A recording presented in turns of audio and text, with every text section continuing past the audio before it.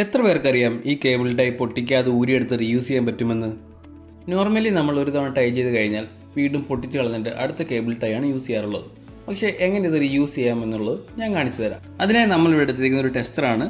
ഇതേപോലെ തന്നെ ഫ്ലാറ്റ് ആയിട്ടുള്ള ഏത് ടൂൾ നിങ്ങൾക്ക് എടുക്കാം. ടെസ്റ്റർ തന്നെ വേണമെന്നില്ല. ഇതേപോലെ ഫ്ലാറ്റ് ആയിട്ടുള്ള വീതി കുറഞ്ഞ ഏത് ടൂളും നമുക്ക് ഇതിന് വേണ്ടി യൂസ് ചെയ്യാൻ പറ്റും. പക്ഷേ ഞാൻ ഇവിടെ എടുത്തിരിക്കുന്ന ടെസ്റ്ററാണ്.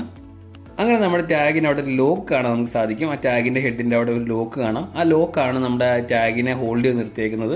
ആ ലോക്ക് അങ്ങനെ ടൈറ്റായി നിൽക്കുന്നതുകൊണ്ടാണ് നമുക്ക് മുന്നിലേക്ക് അത് ഊരിയെടുക്കാൻ സാധിക്കാത്തത്. അതിനെ നമ്മൾ ആദ്യം ചെയ്യാൻ പോകുന്നത്, ആ ലോക്കിനിടയ്ക്കോട്ട് നമ്മൾ ടെസ്റ്റർ ഇങ്ങനെ പതിയെ ഒന്ന് പ്രസ് ചെയ്യണം. ലോക്കിനിടയ്ക്കോട്ട് പതിയെ ഇങ്ങനെ കയറ്റി വെച്ചിട്ട് നമുക്കൊന്ന് പുള്ളി ചെയ്യണം. നമുക്ക് പതിയെ ആ കേബിൾ ടൈയുടെ ബാക്ക് വശത്ത് ഇങ്ങനെ പിടിച്ചിട്ട് ഒന്ന് പുള്ളി ചെയ്ത് പുറത്തേക്ക് പുള്ളി ചെയ്യണം. പുള്ളി ചെയ്യുമ്പോൾ നമുക്ക് പതിയെ ഇങ്ങനെ ഊരി വരുന്നതായിട്ട് കാണാൻ പറ്റും. അതുപോലെ നമ്മൾ ആ ലോക്കിനോടൊന്ന് വിടാതെ തന്നെ വീണ്ടും പുള്ളി എടുക്കുക എന്നുണ്ടെങ്കിൽ നമുക്ക് ഇതേപോലെ തന്നെ കേബിൾ ടൈ ഫുള്ളായിട്ട് നമുക്കിങ്ങനെ ഊരിയെടുക്കാൻ സാധിക്കും. ആ ലോക്കിനോ മറ്റു കാര്യങ്ങൾക്കോ ഒന്നും കംപ്ലൈൻറ്റ് വരാതെയും അല്ലെങ്കിൽ പൊട്ടിപ്പോകാതെയും നമുക്ക് ഇതേപോലെ ഈ കേബിൾ ടൈ ഇങ്ങനെ ഊരിയെടുക്കാൻ സാധിക്കും. ഇപ്പോൾ നമുക്ക് ഈ കേബിൾ ടൈ വീണ്ടും പഴയതുപോലെ തന്നെ യൂസ് ചെയ്യാൻ സാധിക്കും. പുതിയൊരു കേബിൾ ടൈ എങ്ങനെ യൂസ് ചെയ്യാൻ പറ്റും അതുപോലെ തന്നെ നമുക്ക് യൂസ് ചെയ്യാൻ പറ്റും. അപ്പോൾ നമുക്കിനി അടുത്ത ഒരു മെത്തേഡൂടെ കണ്ടു നോക്കാം. അതിന് നമുക്ക് ആവശ്യമുള്ള ഒരു പ്ലെയർ ആണ്. അപ്പോൾ നമ്മളൊരു പ്ലെയർ എടുക്കുക. പ്ലെയർ എടുത്തതിന് ശേഷം ആ ഹെഡിലേക്ക് അമക്കി പിടിക്കുക. അതിനുശേഷം പതിയെ ആ ഒരു കേബിൾ ടൈ അതിൽ നിന്ന് പുള്ളി ചെയ്യുക.